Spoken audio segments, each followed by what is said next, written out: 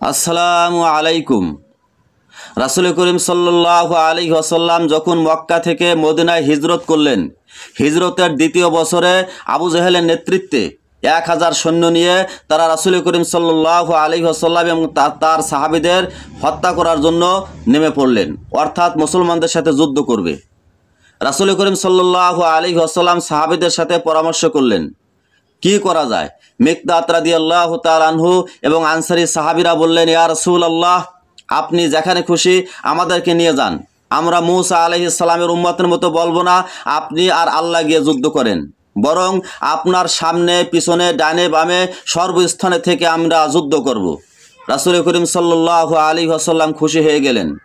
এমনকি যখন যুদ্ধের ময়দানে চলে যাবেন তার আগ মুহূর্তে রাসূল করিম সাল্লাল্লাহু আলাইহি ওয়াসাল্লাম আল্লাহর কাছে দোয়া করলেন, হায় আল্লাহ, যদি এই ক্ষুদ্র দলটি পরাজিত হয় তাহলে পৃথিবীতে তোমার ইবাদত করার মতো কেউ থাকবে না।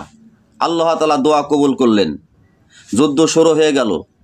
মুআজ রাদিয়াল্লাহু তাআলা আনহু অল্প বয়স্ক বালক, চাচা আবু জেহেলকে তাকে দেখায় দেন। আব্দুর রহমান ইবনে আওফ বললেন, তাকে দিয়ে কী করবা? মুআজ রাদিয়াল্লাহু তাআলা আনহু বললেন, আমি শুনেছি আবু জেহেল আমার নবীকে গালি দেয়, সুতরাং হয় আমি শহীদ হব নতুবা আবু জেহেলকে আমি হত্যা করব।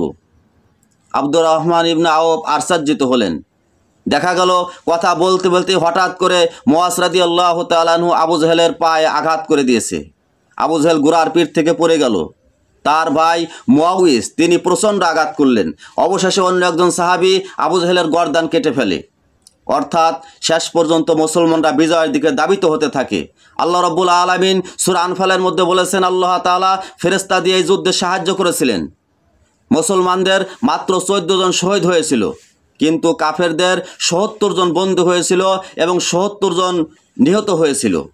প্রিয় ভাইয়েরা, শুধু অস্ত্র দিয়ে বিজয় লাভ করা যায় না, ঈমান এবং তাকওয়া যদি থাকে তাহলে আল্লাহর সাহায্য আসলে অবশ্যই বিজয় সম্ভব। মুসলমানরা মাত্র 313 জন সাহাবী নিয়ে, তাও অস্ত্র সংখ্যা ছিল সীমিত, আধুনিক অস্ত্র ছিল না, কিন্তু কাফেরদের সেই আধুনিক অস্ত্রের মোকাবেলা করেছে মুসলমানদেরকে আল্লাহ তাআলা বিজয় দান করেছে। প্লিজ সাবস্ক্রাইব এবং লাইক করুন।